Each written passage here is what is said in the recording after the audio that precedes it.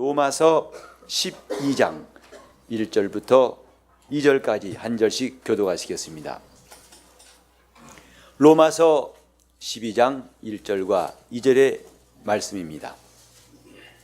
그러므로 형제들아, 내가 하나님의 모든 자비하심으로 너희를 권하노니 너희 몸을 하나님이 기뻐하시는 거룩한 산 제사로 드리라. 이는 너희의 드릴 영적 예배니라. 너희는 이 세대를 본받지 말고 오직 마음을 새롭게 함으로 변화를 받아 하나님의 선하시고 기뻐하시고 온전하신 뜻이 무엇인지 분별하도록 하라. 아멘. 예수께서 니고데모에게 하신 말씀, 곧 사람은 물과 성령으로 나야 한다고 하신 말씀을 우리가 기억하고 있습니다. 왜 주님께서 물과 성령으로 나야 한다, 또 성령으로 거듭나야 한다 하셨을까? 우린 여기서 하나님의 기뻐하시고 선하시고 온전하신 뜻을 깨달을 수가 있습니다. 예수께서 이 땅에 오신 것은 우리를 이 세상에서 영원한 주님 나라로 데려가시기 위함인 것입니다. 이곳은 주님이 머리를 두시려고 처소를 정하신 것도 없고, 그는 짧은 시간 이곳에 머무시다가 바로 죽음과 부활을 통해서 하늘에 들어가시고, 그가 말씀하시기를 내가 가면은 너희를 위해 처소를 준비하고 다시 와서 너희를 나 있는 곳에 함께 있게 하겠다고 말씀하셨습니다. 주님이 우리 인간들을 보실 때에 놀라운 계획이 있고 또 그분의 분명한 뜻이 있습니다. 그것은 이 땅에 남겨두지 아니하고 주님 계신 곳에 우리를 두시려고 한 것입니다. 우리는 이런 하나님의 뜻을 알기 전에는 인생이 무엇인가를 알지 못했습니다.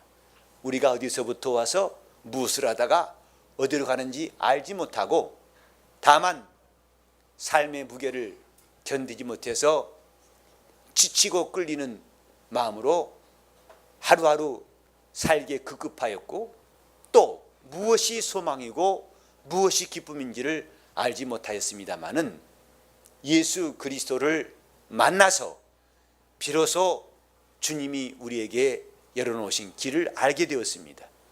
예수 말씀하시기를 내가 길이요 진리요 생명이라고 말씀하시면서 내가 가는 그 길을 너희도 알아야 한다고 하셨습니다. 예수가 가신 길을 알아야 한다고 했습니다. 우리 한 해 동안에 진리에 대해서, 그 진리를 알자는 주제를 가지고 매 주일마다 말씀을 듣고 있습니다마는 주님이 가신 그 길을 알아야 한다는 주님의 간절한 말씀을 드려야 됩니다.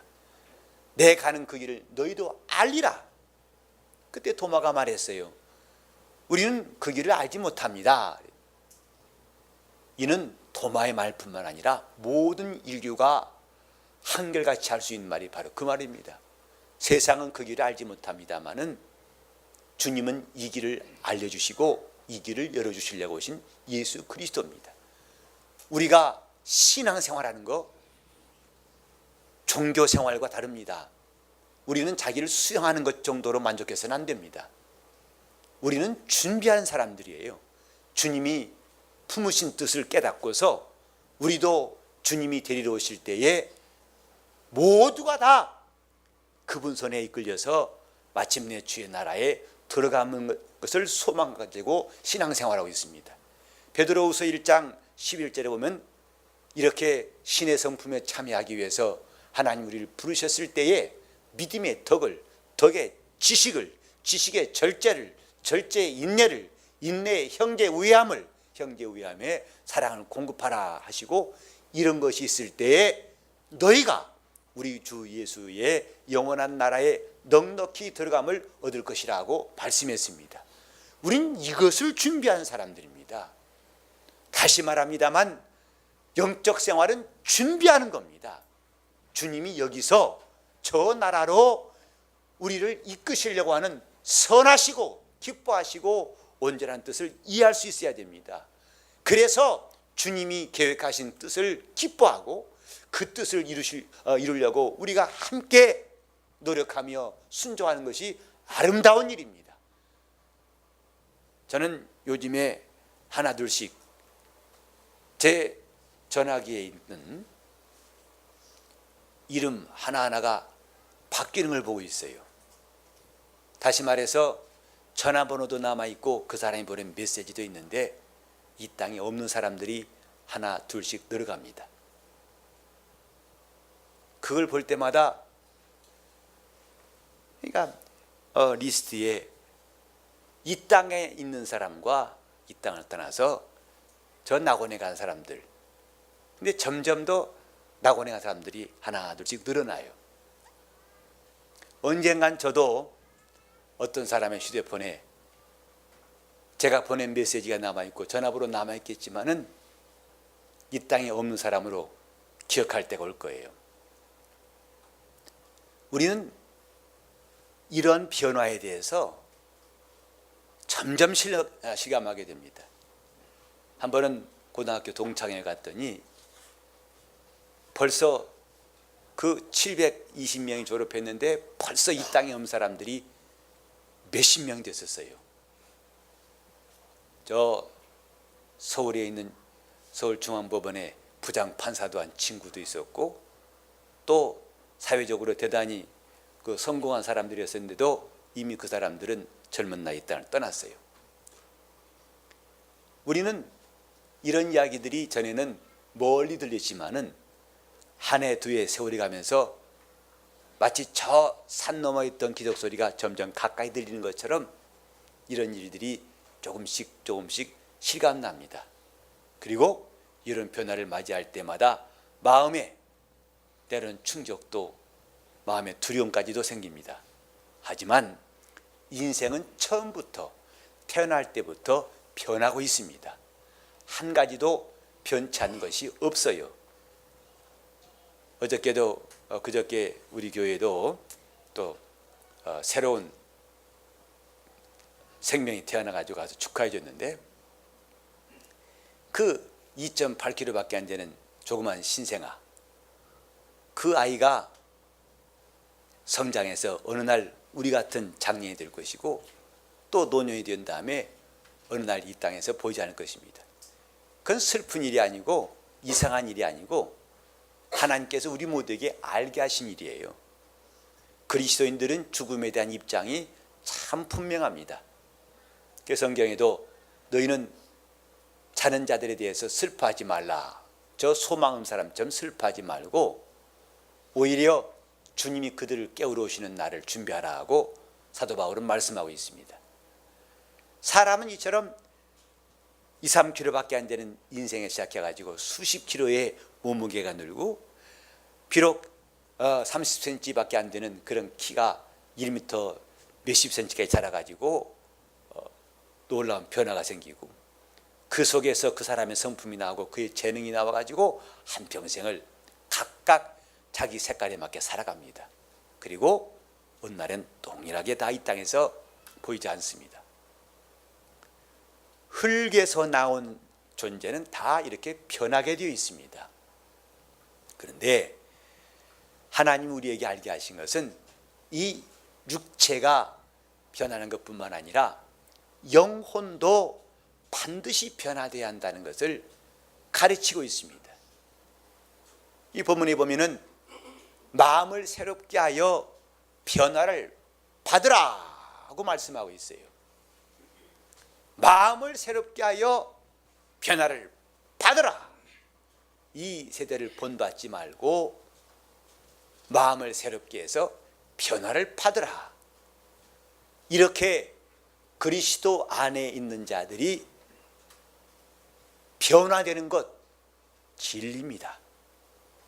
진리는 이렇게 그리스도 안에서 계속하여 변화되는 것을 말합니다. 구약 때에 보면은 이스라엘도 하나님 말씀 받아서 하나님을 섬겼습니다. 그러나 그 율법이 그들을 변화시킬 수가 없었어요. 육체의 예법은 되어서 육체는 훈련했지만은 변화될 수는 없는 것이 율법인데, 왜냐하면 근본적으로 그들 속에 있는 죄를 없이 할 능력이 없습니다. 변화는 진리 안에 있을 때만 가능합니다.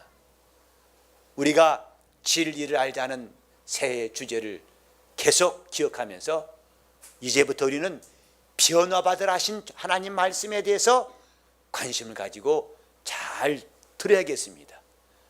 마음을 새롭게 하여 변화를 받으라.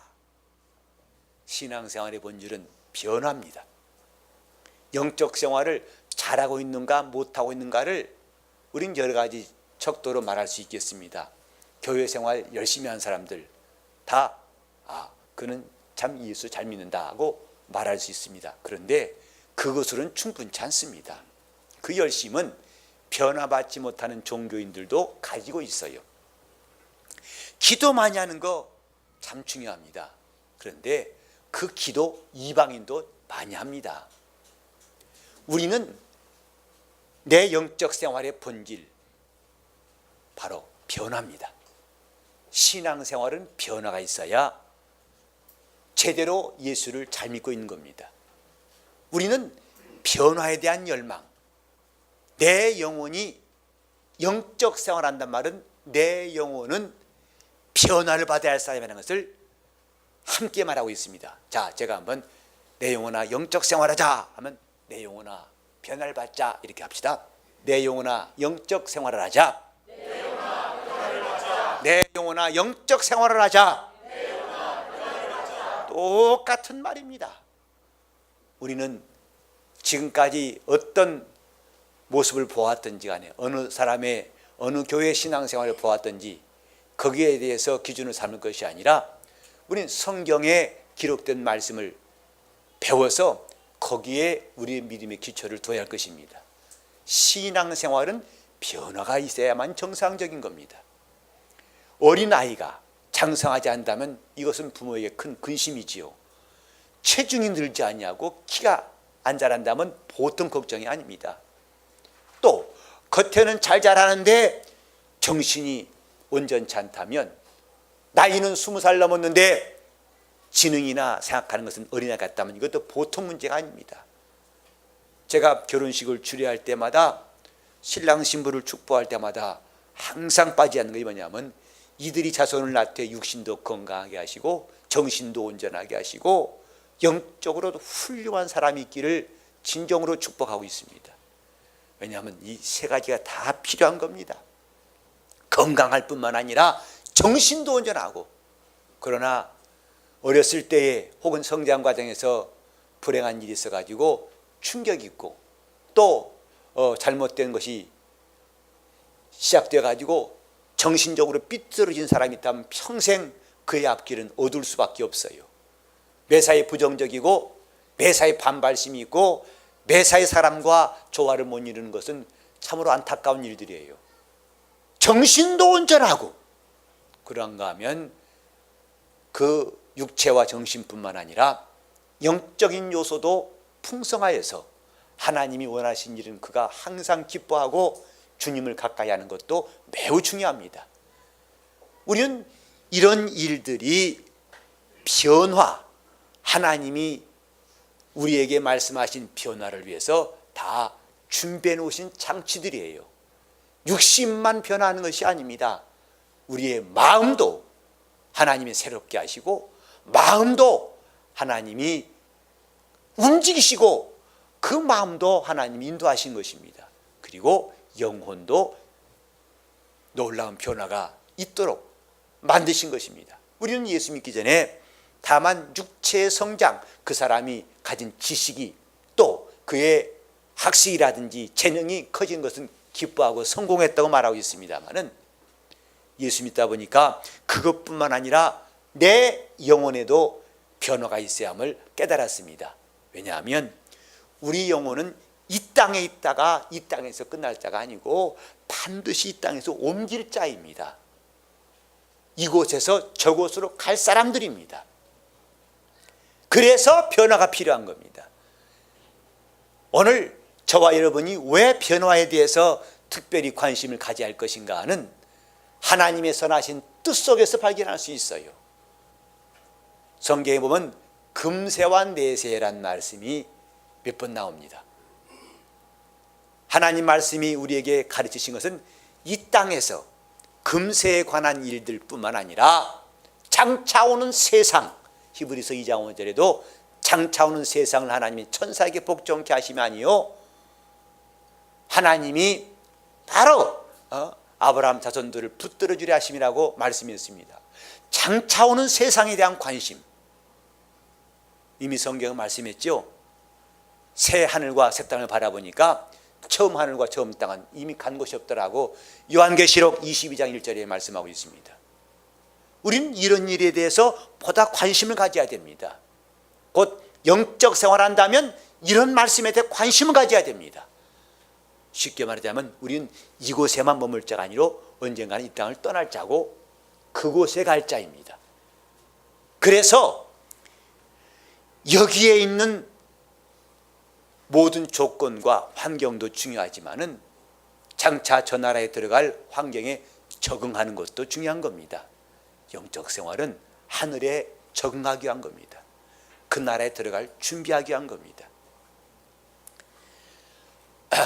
결혼식 할 때 보면은 신랑 신부가 일생을 통해서 가장 멋있고 가장 이쁜 날이 되는 날입니다. 그래서 결혼식 때 본 모습 이상 그리 상상하지 마세요. 그때가 최고입니다. 그 이상 바라는 것은 욕심일 뿐이에요. 최고로 멋있고 최고로 이쁠 때가 결혼식 날입니다. 그래서 저는 신랑 신부가 신혼여행 갈 때 당부하는 말 중에 하나가 사진 많이 찍어두라고 합니다.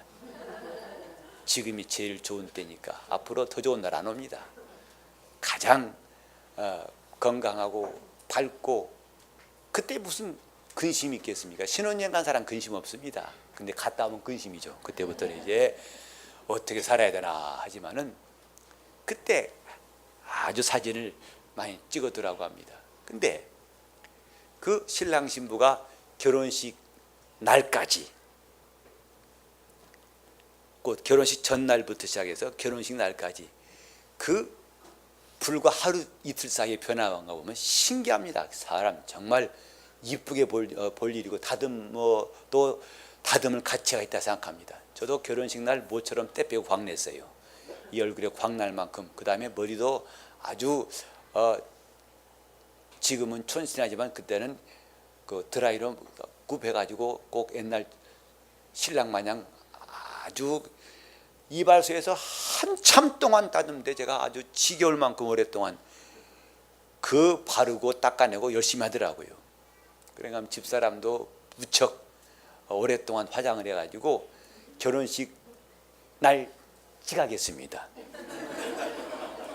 시간 되었는데 아직 안 와요. 증발했는가 싶었더니 늦게 왔어요. 그 화장하다가 하도 너무 재미나가지고 얘기하다 보니까 늦어버렸다는 거죠. 가장 예쁜 날입니다. 평소의 모습으로 결혼한 사람은 별로 없어요.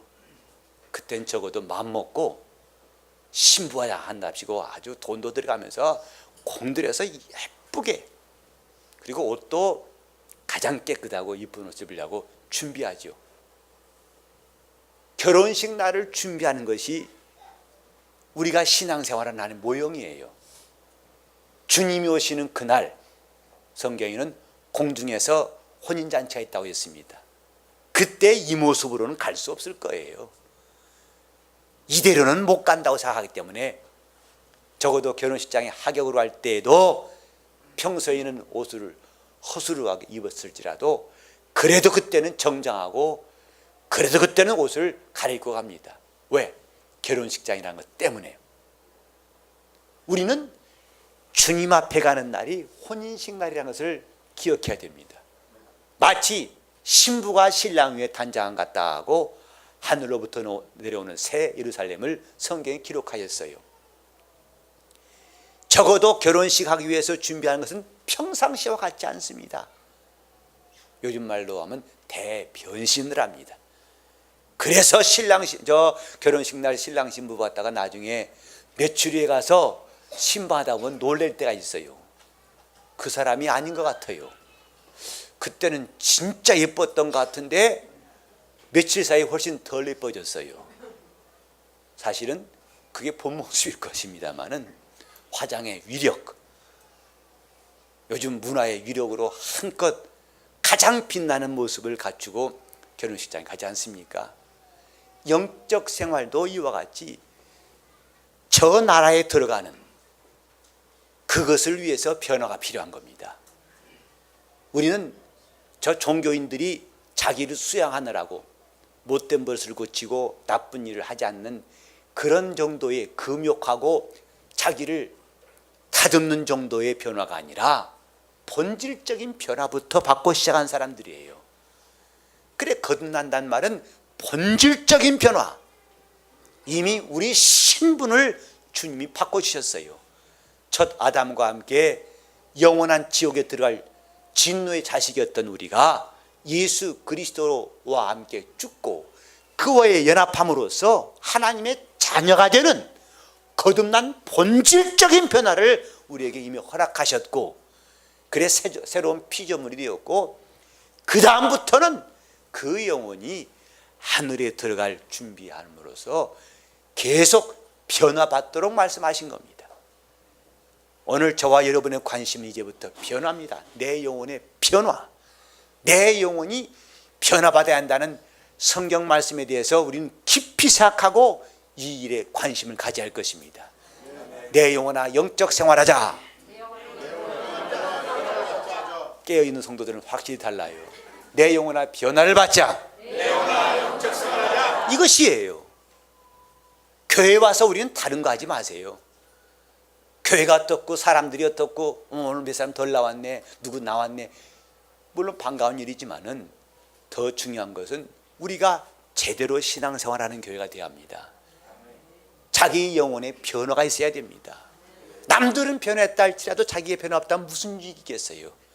제가 예수 믿으면서 항상 마음에 생각한 건 뭐냐면 과연 영혼에 유익이 있느냐 하는 것이죠. 그 일이 사람들의 관심을 끌고 사람들이 박수 치는가 안 치는가 문제 아니라 영혼에 유익이 되는 건가, 아니면 자기 영혼에 별 도움이 안 되는 건가, 거기에 관심이 많아요. 우리는 물론 남들 앞에서 자기를 내세우는 거 누구든지 다 그런 마음이 있죠. 우월감이 있고 자기 명예를 드러내고 싶은 마음 다 있습니다. 그러나 우리는 그것이 자기 영혼에 유익한 일인가 아닌가, 거기에 우리 판단이 있어야 됩니다. 남을 섬기는 거 쉽지 않죠. 그러나 우리 영혼에 참으로 유익한 일입니다. 자기 영혼이 잘 되는 것입니다. 하나님의 사랑받는 것이고 여러분 영혼에 형통함이 있고 하나님의 행복이 여러분 속에 임할 수 있는 첩경입니다. 우리는 변화받는 사람들, 자기 영혼이 이제 해야 할 일이 뭔가, 예수 믿고 거듭났으면 남은 것은 변화입니다. 변화를 받으라 하신 오늘 성경 말씀이 우리 모든 성도 여러분들에게 주님의 음성으로 꼭 들려지길 바랍니다. 변화를 받으라. 마음을 새롭게 함으로 변화를 받으라. 자세한 말씀은 오늘 다 말씀 못 드리고 앞으로 하나씩 드리겠습니다만, 오늘 이 시간은 꼭 중요한 것은 나는 변화 받아야 할 사람이구나 하는 마음의 결심과 깨달음이 꼭 있으면 좋겠습니다. 영적 생활하는 것은 변화받는 겁니다. 그래서 예수를 오래 믿은 사람은 신앙 연조가 길다는 것, 단지 그것이 아니라 그만큼 주님 나라를 위해서 준비한 사람들이란 뜻입니다. 변화를 많이 받고 사모한 사람이라는 뜻입니다. 우리가 성경이 있는 것도 이런 변화를 사모하며, 기도함도 변화를 사모하며, 성령 충만함도 변화를 사모하며, 주님의 뜻대로 사는 것도 변화를 사모함인 것입니다. 다시 한번, 내 영혼아 영적 생활하자. 내 영혼아 영적 생활하자. 근데 여기 중요한 것은 변화를 받으라니까 많은 사람들이 혼동한 것은 뭐냐면 자기가 변화하려고 그래요.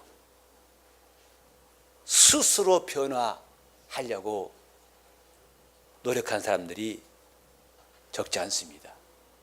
여기 보면은 변화하라 하셔야 하고 변화를 받으라 했어요. 변화를 받으라 이 말입니다. 만약에 스스로 변신할 수 있는 것처럼 스스로 변화한다면 뭐라 받을 겁니까? 변화하면 되지. 그런데 이 본문에 변화를 받으라. 우리는 성경에 보면 베드로가 고기를 잡던 어부에서 주님이 사랑 남는 어부로 그를 변화시킨 걸 볼 수 있어요. 베드로가 노력한 거 아닙니다. 스스로 노력해서 그때부터 사람 낚아보던 것은 아닙니다. 다만 주님은 나를 따라오너라 말씀하시고 내게 배우라 말씀하시고 주가 하신 일을 그도 할 수 있도록 주님이 변화시키신 거예요. 변화하는 주체는 변화하게 하는 변화를 가져오는 주체는 내가 아니고 하나님이심을 기억하십시다. 내가 스스로 변화하려다 애쓰다가 낙심한 적 많지요. 왜? 안 됩니다.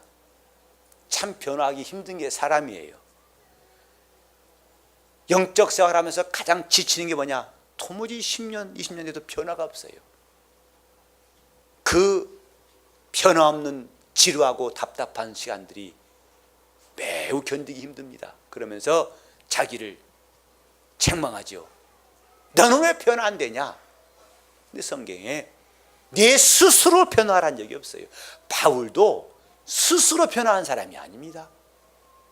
그는 자기의 철저한 신앙과 주장대로 당시에 예수 믿는 사람들은 다 잡아들여야 한다. 그들은 핍박해야 한다가 그건 그의 확신이었어요.